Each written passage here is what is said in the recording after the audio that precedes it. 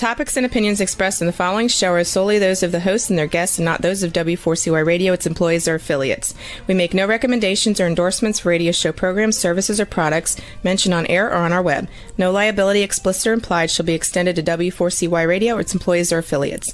Any questions or comments should be directed to those show hosts. Thank you for choosing W4CY Radio.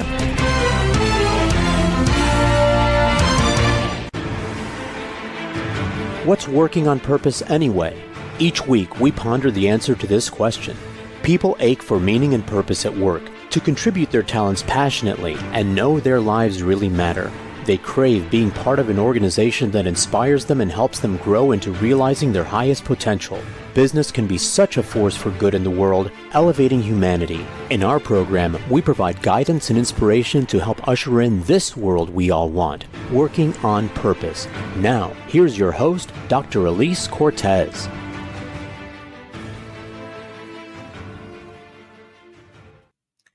Welcome back to the Working on Purpose program, which has been brought to you with passion and pride since February of 2015. Great to have you with us again this week. I'm your host, Dr. Alise Cortez, and if we've not met yet and you don't know me, I'm an organizational psychologist and logotherapist, speaker, and author. My team and I at Gusto Now help companies to enliven and fortify their operations by building a dynamic, high-performance culture and inspirational leadership activated by meaning and purpose. You can learn more about us and how we can work together at gusto-now.com or my personal site, alisecortez.com. Before we get into today's program, I'm thrilled to announce that registration is now open for a fabulous new conference for women for which I'll serve as the MC. It's called Thrive in 25, and it's a jam-packed few days in Chicago, June 25th through the 28th, 2025, designed to develop women as whole selves, from bolstering your mindset to your financial acumen, to leadership, to incorporating nature and art into your life, to raise consciousness, and so much more. You can visit Thrive-in25, the number, for information and to register. Use my promotion code of GUSTO, all caps, to gain access to the free books and programs I'll be also gifting registrants. See you there. Getting into today's program, we have with us today Matt Shenker, who is the Chief Solutions Architect, the Chief Operations Officer, and co-founder at Mattermore, where they're working to empower the future of work, what they call Work 4.0. He joins us today from New York. Matt, welcome to Working on Purpose. Alise, thanks so much for having me. So great. As I said before we got on air, I love what you're up to, and I absolutely love the name of your company. Before we get into any of that, though, let's just let our listeners and viewers who don't know you yet the way that I do, just hear a bit about your background and how you found your way into the work you do today. Absolutely. So I've been a licensed therapist for over a decade. I got into that work because I was an addict who struggled. I had ADHD as a kid. I still hold the record for most suspensions given to a kid at the elementary school I went to. So I hold that with pride. And, I fell into a teenagehood and early adulthood where I was really lost and overwhelmed. And that led me down a path of becoming a therapist and then a trainer of other therapists and then working with schools to help them utilize the best of behavior science. And then while I was doing all of that, a whole bunch of my best friends kept calling me and they kept asking me questions anytime they had a challenge with their employees. And finally, I was like, what kind of training did you guys get? And they were like, what do you mean training? And then that led me to really working with organizations and leaders and transforming L&D systems. And I was lucky enough to do that in a place where I met a whole bunch of people doing interesting things with AI. And since then, we've been exploring how do we build an AI product that transforms how we lead and learn at work. That was incredibly succinct. Let's peel back that just a smidge here, Matt. First, kudos for being able to dive into your own ailing to be able to help others. One of the things that I've learned in my purpose work, Matt, and you probably have figured this out too, is when I curated this collection of stories from women around the world of how they discovered their purpose and are now serving mightily from it, I discovered in their stories that 4 known paths to purpose. And one of them is what's ailed you in life. What have you struggled with in your own life that in the struggling of it, that you've learned a way to help other people? Yeah. And that sounds like your path. It's also mine. I had a meaning crisis in my 20s.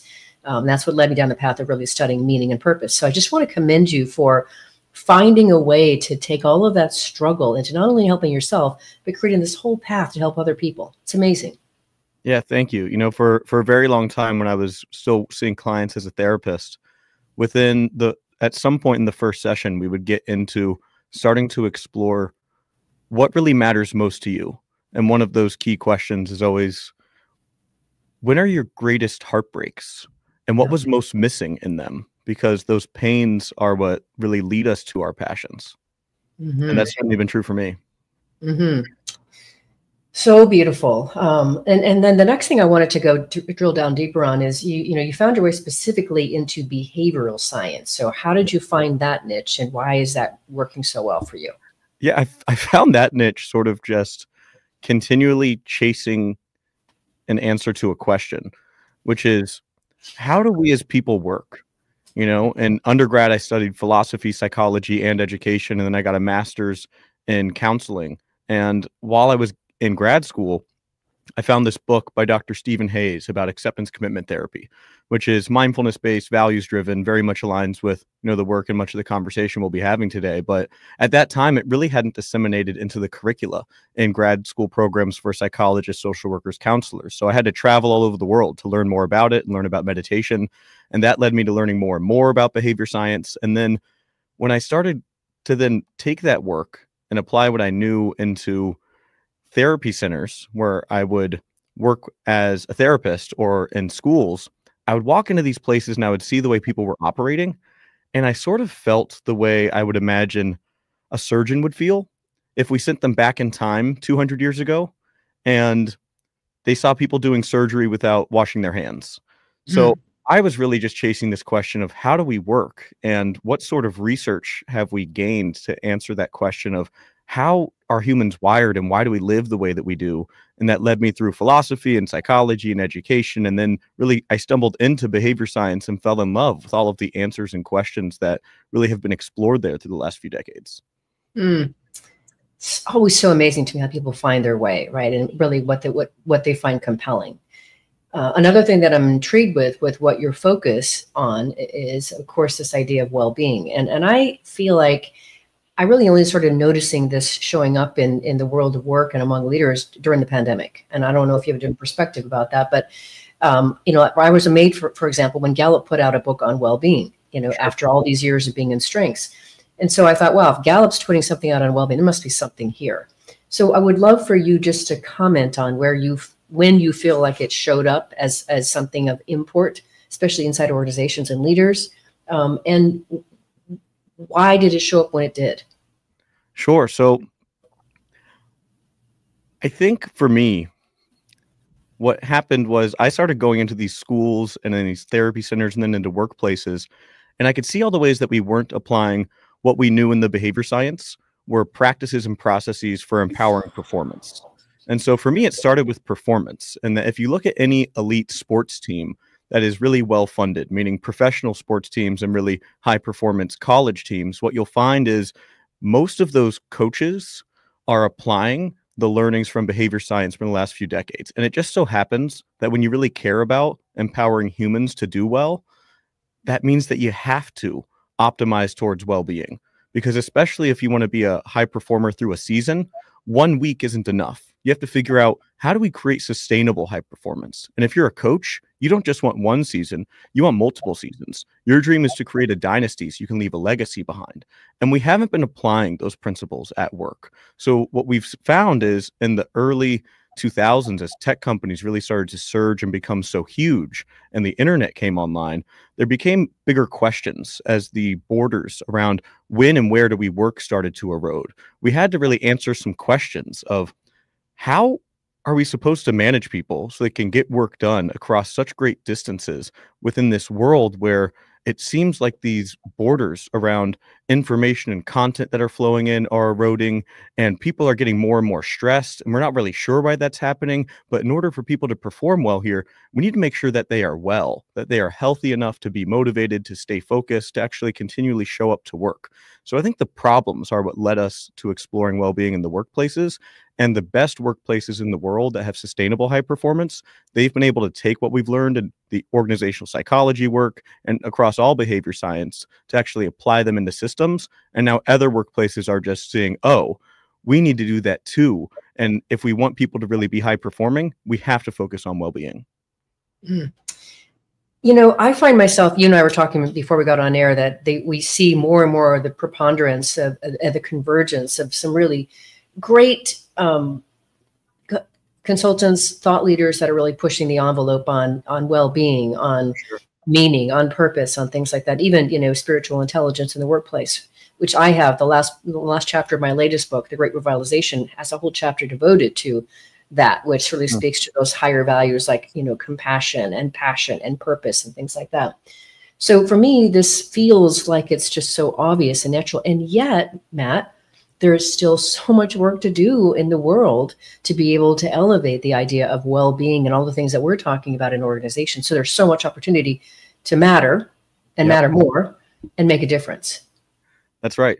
And I hold both a frustration and a compassion when I'm talking with leaders and see sort of the obvious solutions and processes that really just aren't being woven into how people operate, because ultimately people don't know what they don't know. And the reality is what's happened to our society through the last few decades as technology has continued to innovate. And again, those borders around how and when we work have really transformed. We've seen this like continuous partial attention really expand for people. We've seen rates of stress skyrocket, especially since 2012, when the majority of teenagers then had a smartphone. And so the ways that we relate with ourselves and each other have really transformed, and people are just more overwhelmed than they've ever been. And very few kids grow up where they learn about how to regulate their emotions, let alone then how to regulate their emotions and relate well with others. And so you have folks that don't learn those skills, that then as they go through manager development or as they become a leader in their organization, they aren't given that skills or understanding. And so they just don't know what they don't know when it comes to the skills that are really needed to manage people well. Beautifully said, Matt. And I also want to echo your point about, you know, having compassion for leaders. I mean, it's a really, really tough job. This has got to be the hardest time perhaps in our history to be a leader, because so much is expected of you, and workforce is incredibly discerning these days, and you got a business to run and you're just trying to make things happen. And I really want to extend that compassion too. And I'm sure you feel the same way when we work with our clients, that sacred space of getting to be in their lives where we understand and we're right there with them for their greatest fears, their hopes, and their concerns. Can I actually do this? And it is sacred work to get to do. So I just wanted to echo what you said about extending the compassion, and 100%. And then people don't know what they don't know, right? That's part of our job, is to make it accessible. Absolutely. One of the things that I thought I really loved reading over your whole list of talks that you give, Matt. I mean, you are a man with a lot of message to share. And given that I'm schooled in positive psychology, existential psychology, developmental psychology, those are all my jams. I thought it was fascinating that you have a talk on what Maslow got wrong about our needs. So could you talk about that perspective? What's missing for Maslow and the needs? Yeah, so Abraham Maslow was a brilliant guy who has radically impacted what we know about psychology and behavior science. Even if folks haven't heard their name, they have come across his work or been impacted by behaviors that were inspired by his work. So really want to highlight that. The real tragedy within Maslow's work is that it has become a copy of a copy of a copy, which is, if you really dig into Maslow's work, never in it has he ever created a hierarchy.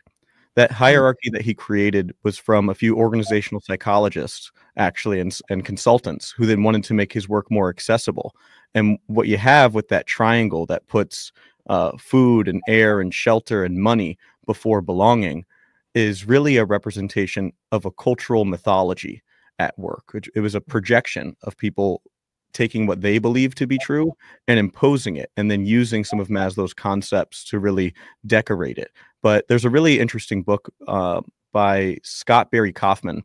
I know of him. Yeah, he's amazing. Amazing work. So he did some really interesting research around gifted and talented programs and children that went through there, and the real markers for what creates a genius and the impacts of psychology of those sort of programs. But then he really got inspired by wanting to dig into Maslow, and he wrote this whole book. And he went and he found Maslow's personal diaries and journals, and nowhere did he find a single mention of a hierarchy. So the whole point I make there is that we have that hierarchy wrong. That really, when you dig into the research from the last century, what is abundantly clear is that belonging is not our middle need. It's not our third need. It's our base need. It's what makes us most human. For the vast majority of the time that Homo sapiens have been on this planet, we existed as hunter-gatherer nomads and tribes of people. One man doesn't stand a chance against a lion, tiger, or bear, oh my, but 10 might and 100 certainly do. So we are deeply wired to belong and look for reinforcement and evidence of our belonging. And when we can understand that, everything else that we've learned about how humans work suddenly falls much more into place. Matt, that was stunningly beautiful. Thank you for that. That really was, I aligned with that. I had never thought of it that way. And I really appreciate that perspective.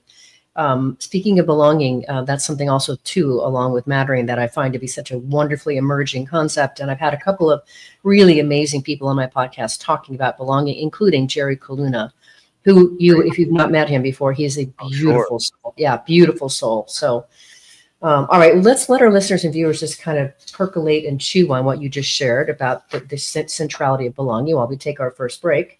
I'm your host, Dr. Alise Cortez. We've been on the air with Matt Shenker, who is a licensed professional counselor, meditation teacher, and behavioral scientist who has trained thousands of therapists, educators, and managers on how to harness the greatest learnings from behavioral science for the last century. We'll be right back. And when we come back, we'll talk more about what he's doing at his organization called Mattermore, as well as the well-being theory that he has discovered and is practicing. We'll be right back.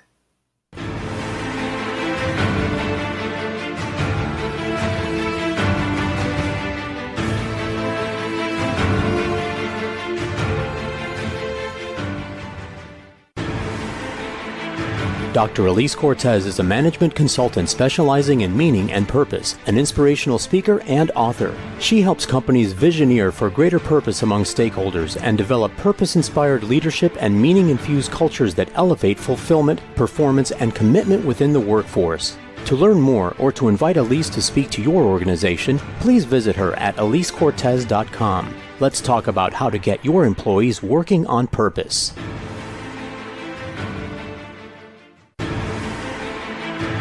This is Working on Purpose with Dr. Alise Cortez. To reach our program today or to open a conversation with Alise, send an email to Alise, A-L-I-S-E, at alisecortez.com. Now, back to Working on Purpose.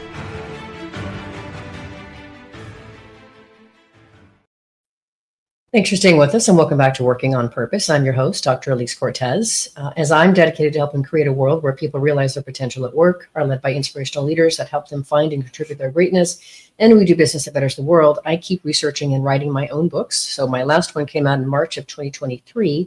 It's called The Great Revitalization: How Activating Meaning and Purpose Can Radically Enliven Your Business. And I wrote it to help leaders understand the needs of today's discerning workforce, and then offer 22 best practices to fold into your culture to create that. You can find my books on Amazon or my websites, alisecortez.com or gusto-now.com. If you are just now joining me, my guest is Matt Shenker. He's the Chief Solutions Architect, Chief Operating Officer, and co-founder at Mattermore, where they're working to empower the future of work, what they call Work 4.0. So here, Matt, now I want to get into some of the really interesting work that you're doing with your team at Mattermore. But first, I have to have you situate what you're doing with this empowered well-being theory, a transdisciplinary biopsychosocial-spiritual model for understanding human well-being. That sounds so incredibly inclusive and amazing. Well, ultimately, this theory was born out of a frustration that I had. The deeper that I went into the behavior science, the more questions I had about, well, how does Kristin Neff's concept of self-compassion relate to stages of change theory? And how does attachment research relate to something like psychological flexibility? And where does motivation come in? And so anybody that begins their self-development journey sort of also inevitably stumbles upon this question, which is, what sort of concepts am I supposed to be learning about? Is it empathy? Is it emotional regulation? Is it mindfulness? Should I be meditating? Should I be reading more David Goggins? What should I be doing here? And part of the challenge is we don't really have a solid framework that pulls all of these things together and tethers them with chords that makes it all clear. And so that's what I've done with the empowered well-being theory, is pulls all of that together. Essentially, there are 6 dimensions, and a lot of it is a tipping of the hat sort of to Abraham Maslow himself. Rather than having a pyramid hierarchy, he had something that was more like a sailboat, where there is a sail and there is a boat, And so I've done the same sort of thing. It can be shaped as like a hexagon where it's this cool like geometric shape, but there's essentially 6 dimensions that have 6 core psychological drives. And there are growth needs and there are grounding needs. And so we've got belonging. Every human being is wired to seek out connection. I need to feel that I am seen and valued somewhere. There is insight. We are story creating creatures. We are driven to seek out coherence. And so that dimension is we cultivate insight. Then we are feeling creatures. We use our sensations to make sense of the world around us. That is a core intrinsic drive within us. When we cultivate that drive, that dimension is embodiment. I am able to feel and function within my body. We are also wired to seek out orientation. Where and when am I? I have to be able to cultivate mindfulness in order to have some power over my attention. And as tribal beings that evolved that way, we are wired to seek out autonomy. We need to feel powerful within our environment. And in order to cultivate our autonomy, we have to define what matters to us. We have to cultivate purpose. And then that 6th drive is we are wired to seek out mastery. And that dimension is accomplishment. Accomplishment is the Latin word to fill with. And so when you understand those 6 dimensions, if you focus on those 6 dimensions, you will spiral yourself upward. You will cultivate a sense of fullness. You will cultivate well-being in your life, and you'll be able to perform in whatever dimension you want to. That's amazing, Matt. Wow. I so align with what you've created. That's so beautiful. And I love the completeness of it. That's just astounding to me. So refreshing. Yeah, thank you. And I'm hoping that as I sort of lay that out, you can even then imagine if you were to throw that up on an infinite sized bulletin board, you could see how all those different concepts that we've learned about and heard about, whether it's self-development, organizational psychology, or positive psychology, or anything in the health research from the last century, you could see how you can really mix and match and plug all of those in somehow within that framework. Yeah, I definitely want to learn more about what you're doing here. And who knows, like we said before, maybe there's some other ways for us to partner. But what I definitely want to do next, I think this now makes sense. We've laid such a great groundwork here. I do want to hear more about the work you're doing at Mattermore. But before we even get there, I have to ask you about the name of your organization. I love it. And I know it has probably many intended meanings, but let's let you situate why you decided to call it Mattermore. Sure. So when I met my co-founder, his name is also Matt. His name is Matthew Lazarus. When he and I got together, I was running 3 different businesses. I was working as a private practice therapist. I was traveling all over the world, working as a L&D consultant, and I was doing a lot of speaking and coaching for leaders. And I was really exhausted. And I was seeing something across all of those spaces that was very similar to what my co-founder was seeing, which is we were coming across people in their 20s, 30s, 40s, 50s that were telling us the same story, which is essentially, I followed the rules. I played the game. I've built the big, bright, shiny life, and yet it feels hollow on the inside. Yes. People felt like they were getting achievements, but they weren't necessarily feeling full in their lives. They weren't feeling like they mattered. And when you look at the data, that really stacks up, especially through the last 2 decades. You see, especially young people, but not just young people. Every single age group has more and more loneliness that is skyrocketing and is at pandemic levels, and less of a sense of purpose. So we're lacking belonging and purpose. We don't feel like we matter. And again, if our base need is to belong like we did in a tribe, what we are driven to do is to feel like we are contributing somehow. And so ultimately, if we do nothing else, if experience with our product, with our business, within any conversation with us, helps somebody feel like they matter more in their life, in their workplace, in their family, in their relationships, that's success for us. That's beautiful, Matt. And let me situate and share then, since you brought the way you did so beautifully, is when I mentioned earlier that I found my way into the meaning and purpose path through the ailing experience in my mid-20s, what that was, and I want listeners and viewers to think about this for themselves, because we meet a lot of these people that have what seems to be, from out the external surface, an amazing life. But yet they don't have that. They have an emptiness. There's something missing there. And I learned that even in my mid-20s. I was 26 years old. I had been living in Spain and Brazil I was just starting the process there. I did it for a total of 3 years. I was going all over the world, and I had a live-in maid, chauffeur, gardener. I didn't have a visa. I wasn't working, so I was studying.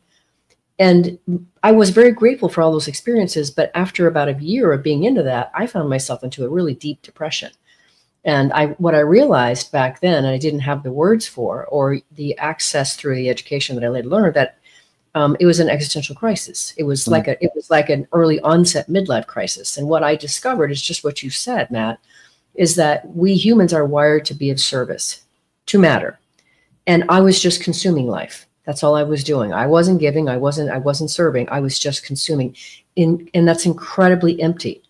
Yeah. And so I will situate that so that our listeners and viewers can also think about where they're sitting in relation to what you're sharing and what I just shared for themselves, because it's so important to get clear about where you are in that space for your own mental health, well-being, vitality, and even later success. Yeah. And Alise, I'm with you. You know, like I mentioned, I spent my teenage and early adulthood as an addict. And so literally I took consuming as far as I possibly could, just trying to consume anything that could dull the pain of what I was feeling inside that I didn't know how to hold. And the harsh piece of turning that programming around is that we can't flip from consuming to contributing without figuring out what matters to us. And there's all sorts of skills and experiences that are a part of that. But we have to be able to figure out what actually matters to me. What does a full life mean for me? No one can actually hand you that compass. You have to figure it out for yourself, because no one can hand you a blueprint to your own fulfillment. Yeah, and from the vantage point of logotherapy, so logo is, as you know, is Greek for meaning, and then therapy, so healing through meaning. We recognize that meaning is our chief concern in life. It's our chief sense of motivation and energy as well. And then we have three sources of meaning available to us, but all of the meaning is registered through our values. So what you find meaningful will be different from what I find meaningful. So what I would add to what you just shared is that when we learn what it is that we value, and I have an exercise that I take people through, it's very simple, to discern what are your top 10 values. Yep. And then you also consider, as you're saying, well, what does a fulfilling, meaningful life look like for me? Well, now we have something to work with. And I would say most of us for a long, long time don't have the answers to those questions. Yeah, in a lot of ways, you can live your entire life just continually going through that exercise. And that can be the only real source of reorientation that you really need. And what I continually find when we work with organizations, it's very much the same. Most dysfunctions within organizations are from either a dysfunction of being able to really clearly identify what matters here, what values really do you want to have happen here, or a failure in being able to audit what is happening in comparison to what we want to be happening.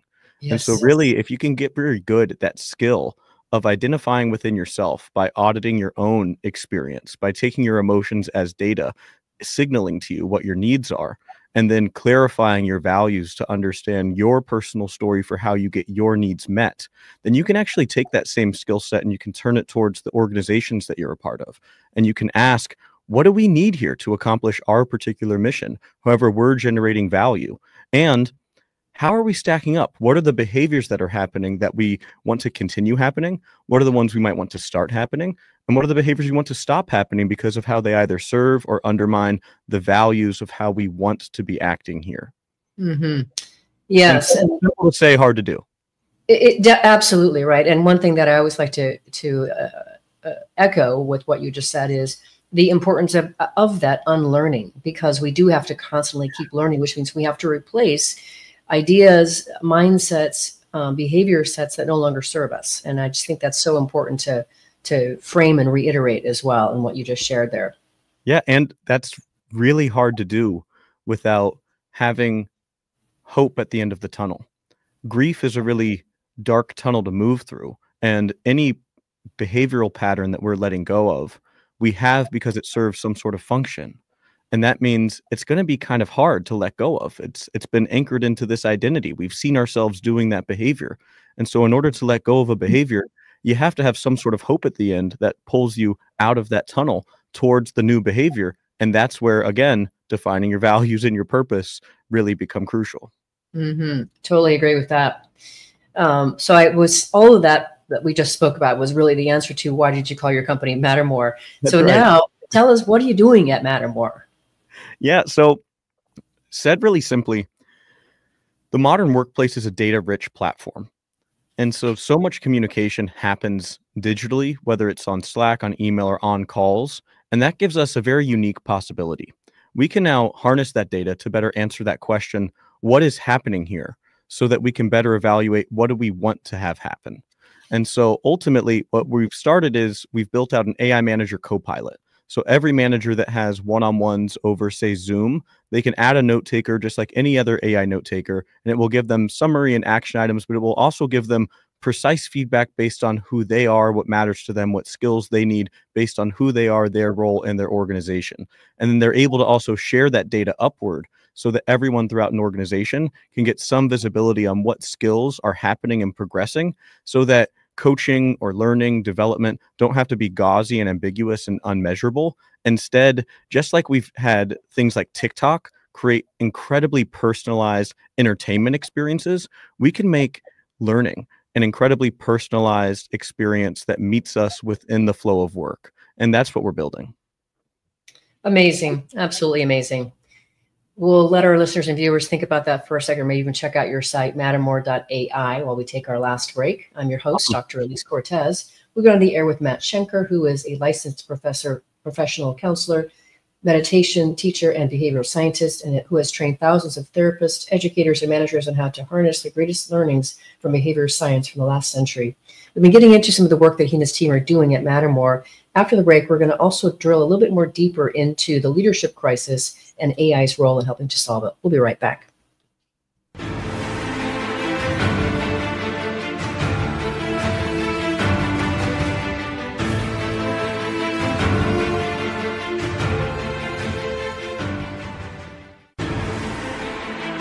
Dr. Alise Cortez is a management consultant specializing in meaning and purpose, an inspirational speaker and author. She helps companies visioneer for greater purpose among stakeholders and develop purpose-inspired leadership and meaning-infused cultures that elevate fulfillment, performance, and commitment within the workforce. To learn more or to invite Alise to speak to your organization, please visit her at alisecortez.com. Let's talk about how to get your employees working on purpose.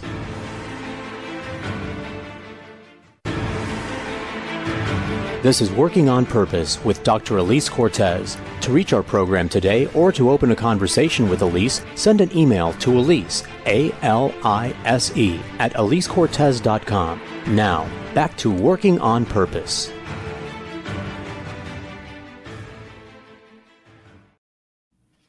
Thanks for staying with us and welcome back to Working on Purpose. I'm your host, Dr. Alise Cortez. I mentioned in the first break that my last book came out in March of 2023. It's called The Great Revitalization, How Activating Meaning and Purpose Can Radically Enliven Your Business. I wanted to add that I gave you a 3-page assessment that you can download off of my website to assess the extent to which your organization is meeting the needs of today's discerning workforce. So you can find it at gusto-now.com. It's on the homepage at the bottom. Just scroll down and you'll be able to get it from there. If you are just now joining us, my guest is Matt Shenker. He's the Chief Solutions Architect, Chief Operating Officer, and co-founder at Mattermore, where they're working to empower the future of work, what they call Work 4.0. So a couple of things that I wanted to dive into here. You mentioned a little bit about the leadership part of the organizations, and I'm very, very curious to hear your perspective on what you refer to as the leadership crisis. Yeah, I mean, it's a real tragedy of the modern age that we know so much, yet we use so little of what we know. And that's really at the heart of the crisis that we have today. Right now, at this moment in time, we're living in an overwhelm crisis. That's the fertile ground of everything, that our technology has innovated so rapidly, particularly over the last 2.5 centuries, that socioculturally, we have not been able to adapt how we live with that technology to keep pace. What that means is we are tragically overwhelmed, which is why loneliness is skyrocketing. It's why mental health disorder, addiction, deaths of despair, mass violence are all skyrocketing. People are overwhelmed. And what that means is what we need more than ever are leaders that can take responsibility of the systems and organizations that we are a part of to help us cope with that overwhelm. And we have been trying to invest in developing leaders. We've seen spending on leadership development continue to go up year over year through the last 20 years, and yet satisfaction with one's manager at work continues to go down, which means, again, it's another example of not using what we know in the right ways at the right times. And so that's the real crisis, that we need leaders more than ever. And yet people don't experience that they have real leaders that they can trust. We've seen since the Nixon years, trust in institutions has gone down and to the right. So people are trusting institutions less and less. They're feeling more and more dissatisfied with their leaders, despite the fact that we're spending more on leadership development.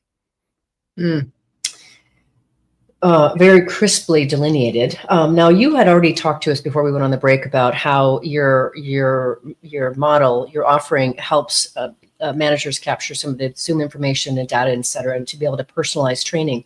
Sure. But I wanted to see if there was more you had to say about how AI's role can help solve this leadership crisis. If there's more to it than what you already said. Yeah, we think of ourselves as one example of how to harness AI to really try and solve this massive problem. And so if we zoom out a little bit, our core thesis that we really started with was, well, a question. What's causing all of this overwhelm? And again, like I mentioned, our technologies innovated so fast.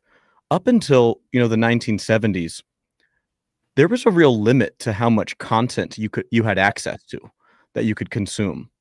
Yeah. And nowadays, we're sort of drowning in content. Any person today that has Wi-Fi access has access to more content than any human being throughout history, no matter how rich they were. We have access to so much content that any one human could sit down and spend their entire life and wouldn't consume all of it. And that content being deployed by the largest companies in the world to compete for our attention is contributing massively to this overwhelm. So what we need is a recreation of structure in our lives. Well, how do we do that? How do we figure out how to move through all this communication technology? Well, for too long, we focused on innovation of our technology to be about speed of communication, speed and spread. And that's really what it was about for a very long time. And what we've learned now is that that's not enough. In the 90s and the early 2000s, we heard tech innovators telling us about how the internet and software was going to bring freedom and well-being to everyone, because we're going to be able to communicate so far, so fast, that we're going to create more and more convenience. And with that convenience, people will have more free time. And with that free time, people will naturally make their lives better. But that's not true. We have to design technology to help us in every single aspect of our life, from the way that it is designed at its foundations, to help us live in ways that are well for us. And so AI is this opportunity, because suddenly we have a technology that can help us reorganize our relationship with all of this information that we're drowning in. And so that's the big thesis of, oh, wow, AI can do all of these things, and it can do that in very specific ways. One thing I would love is to not have to keep track of 1,000 passwords for websites, where then I have to press password at least once a week. Great, that's something AI can solve. We can have more integrations between platforms, so I don't have to have 12 tabs open just to do my job as a salesperson. And so getting to cut down on the amount of spaces that we pay attention, getting to bring more autonomy into the algorithms that we shape, that then really inform how information is distributed to us. Those are just two examples, but the core opportunity here is, finally, we have a technology that can help us reorganize what is causing our overwhelm. I really appreciate that, because overwhelm is definitely a huge part of today's life. It really is. And you've really distilled it so succinctly as to what that issue is. I'm wondering next then, I think this might actually fit. You have another talk that I thought was interesting. I think it might situate nicely into what you just now shared. It's called Organizational Mindfulness Beyond the Self onto the System. Yeah. So ultimately, everything I've talked about, if somebody's listening, the next question is, okay, well, what do I do? What can I do differently? What does this look like really practically? And that's where organizational mindfulness comes in, where we talk about taking the concepts of empowered well-being and creating an empowered organization, or being an empowered leader. And so really simple frameworks that, again, easy to say, hard to do. But one simple way is to think about an organizational system. And that could be anything. It could be a classroom. It could be a family. It could be a workplace. I work mostly with workplaces, so let's go there. You're at a workplace. Ultimately, any business is a collection of people communicating and collaborating to create value for another group of people. And so the ways that we collaborate matter. For far too long, we have managed people and created ways of collaborating that focus on short-term results at the expense of sustainable regenerative performance. We don't see this with elite sports teams because they have understood that that actually undermines their long-term success. So if you want to have more sustainable performance, if you actually care about the well-being of your people, you take these concepts and you apply them. And there's three principles: purpose, processes, and people skills. Can you communicate the purpose of what you're doing and why it matters to you? And can you understand what drives each of the people? Why are they there to work there? Can you connect who they are to the work that you're doing and help them feel recognized and acknowledged for that? And then people skills.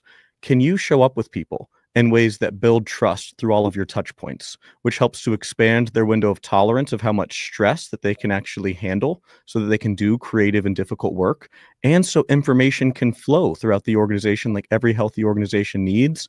And can you build processes that help to optimize that stress regulation that allow for recovery, not just optimize for people working like their foot is glued to the gas pedal?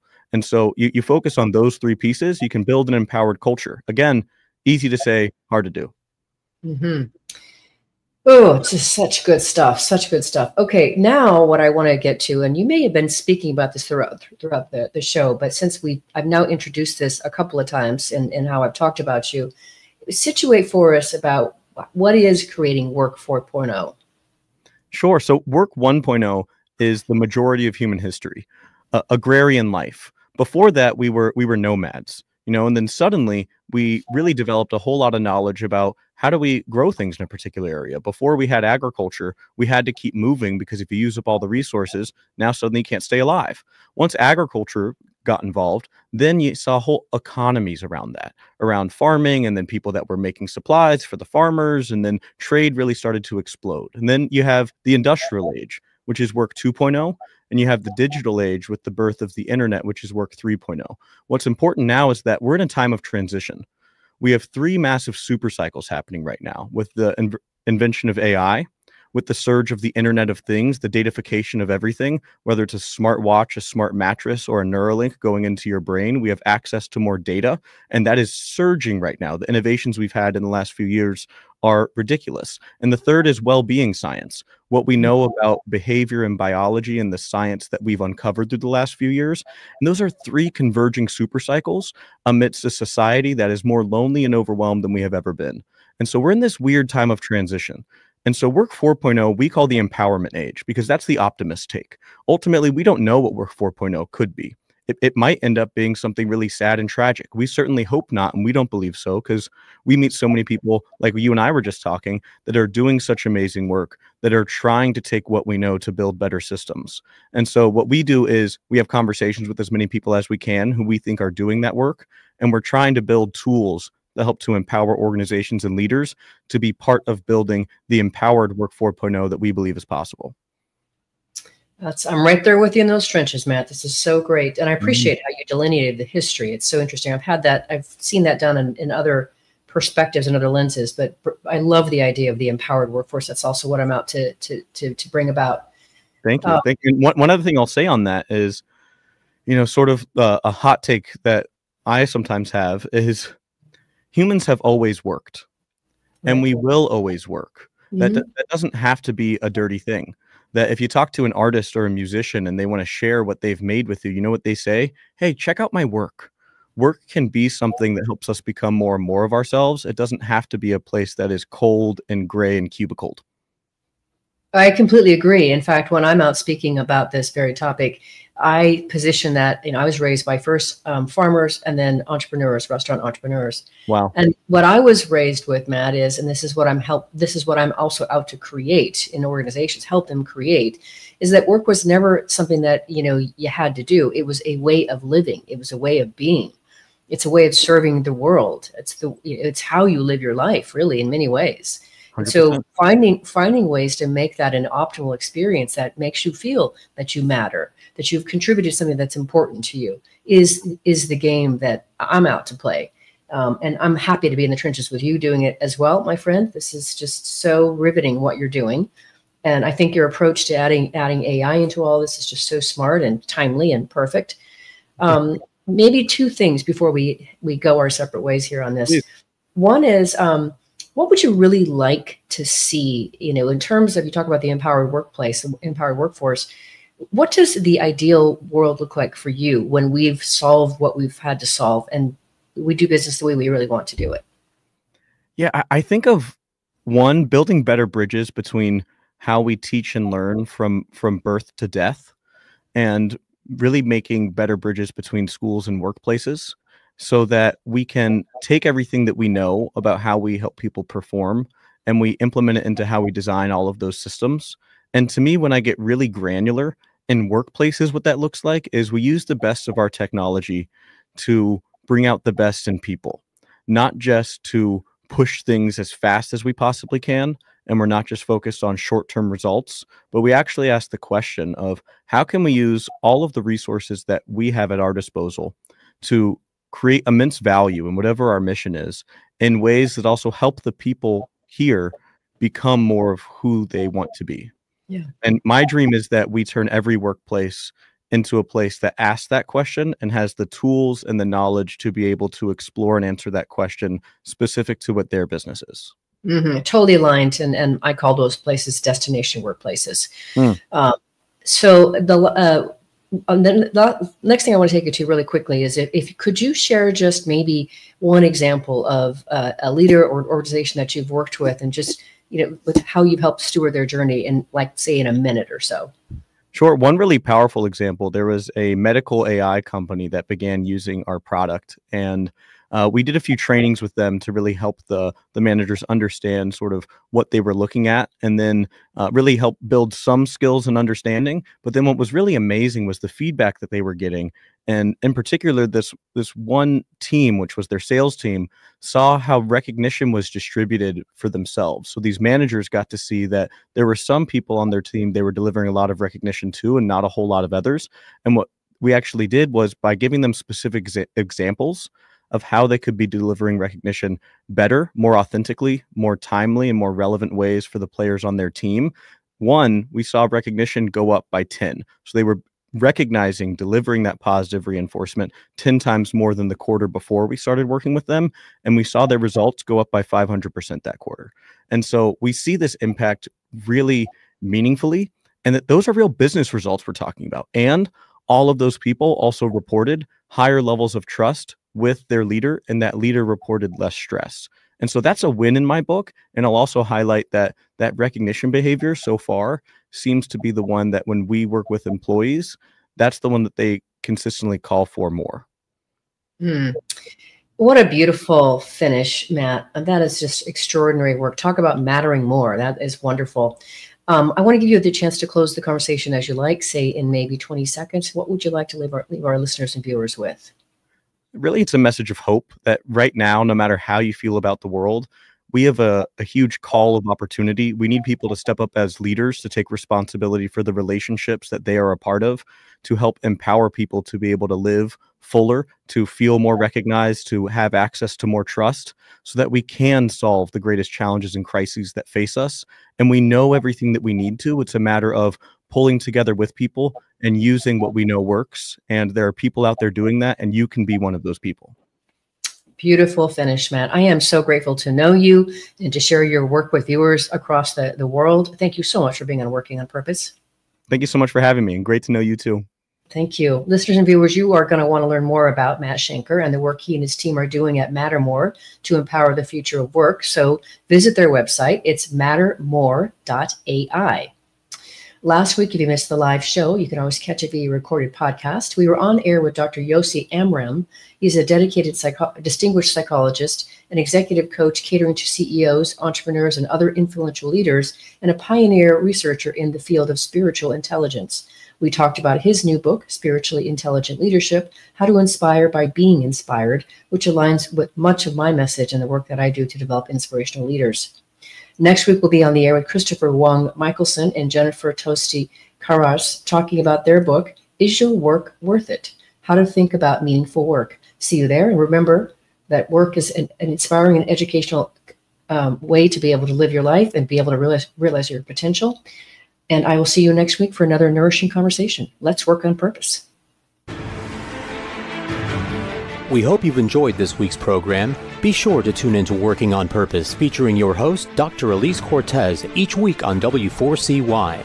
Together, we'll create a world where business operates conscientiously, leadership inspires impassioned performance, and employees are fulfilled in work that provides the meaning and purpose they crave. See you there. Let's work on purpose.